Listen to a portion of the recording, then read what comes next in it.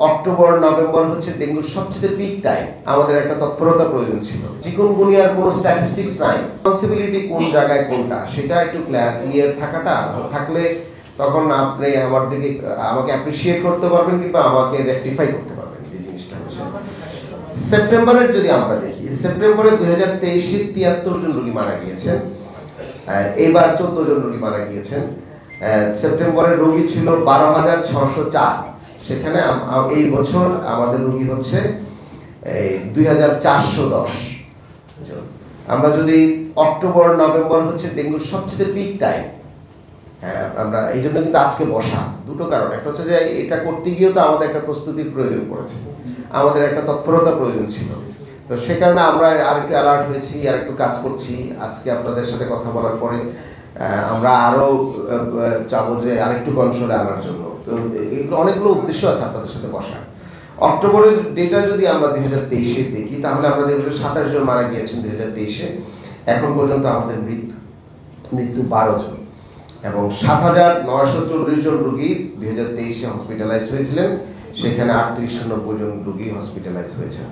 তো এই হচ্ছে অগাস্টের ডাটাটা যদি আমরা বলি, 47 জন মারা গিয়েছেন 23-এ, 3 জন মারা গিয়েছেন 2025-এ, 13,917 জন রোগী 2023-এ হসপিটালাইজ হয়েছেন, আর 25-এ হসপিটালাইজ হয়েছেন 1257 জন।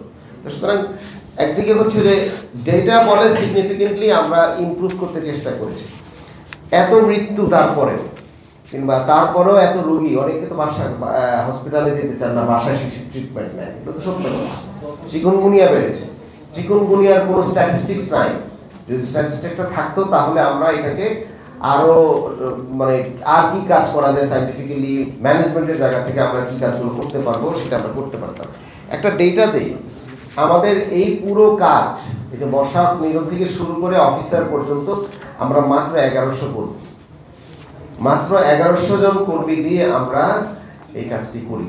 এবং এত বড় সিটি কর্পোরেশনে আমাদের 54টা ওয়ার্ডে মশার ওষুধ ছিটার হচ্ছে আউটসোর্সিং করে আমরা 780 জনকে নিয়েছি, এবং 270 জন আমাদের ডিএনসিসির কর্মী আছেন। এছাড়া মাস্টার রোলে 75 জন লোক নিয়ে আমরা এই কাজটি করি। এত অল্প সংখ্যক লোক দিয়ে কাজ করাটা অনেক কঠিন। আমরা যখনই মন্ত্রণালয়কে এবং সরকারকে বলি আমাদের আউটসোর্সিং বাড়ানোর দরকার, এটা একটা অনেক বড় প্রসিডিওর আছে, কারণ এটা মিনিস্ট্রি অফ ফাইন্যান্স থেকে হয়ে আসে, কিন্তু ততদিনে তো আমার এখানে ডিটেরিয়েট করে। তো সুতরাং সরকারের এই পারচেজ নীতিমালা, এখন নতুন আরেকটি প্রিপেয়ার হয়েছে, পারচেজ নীতিমালা রেগুলার পারচেজের জন্য ইজ ওকে, কিন্তু সিটি কর্পোরেশন অথবা মিনিস্ট্রি অফ হেলথ অথবা ডিজাস্টার ম্যানেজমেন্ট, এই ধরনের কিছু ডিপার্টমেন্ট আছে গভর্নমেন্টের। এই ডিপার্টমেন্টগুলো তো 24/7 তাকে রেডি থাকতে হয় বিভিন্ন কাজের জন্য। আর আমাদেরকে তো 24 কারো কোনো ছুটি নাই, 24/7 কিন্তু এই সার্ভিস পেতে। আমরা কি এরকম যে শুক্রবার অথবা শনিবারে আমাদের বন্ধ, আমরা মশার ওষুধ ছিটাবো না, সেরকম তো সম্ভব না, তাই না? তো সুতরাং আমাদের মতো অর্গানাইজেশনগুলোর ক্ষেত্রে এই যে সরকারের বিধিমালাতে আমার মনে হয় একটু সংস্কার করা প্রয়োজন, যে এখানে আমাদেরকে অনেক শিথিল করতে হবে এবং অনেক কুইক আমরা যেন পারচেস করতে পারি। এরকম হয়ে গিয়ে যেতে পারে যে পিপিআর এবং অন্যান্য প্রসিডিওর মেনটেন করতে করতে গিয়ে আমাদের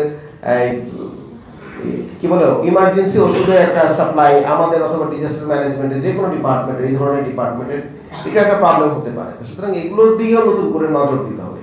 গ্লোবাল স্ট্যান্ডার্ড কি জানেন?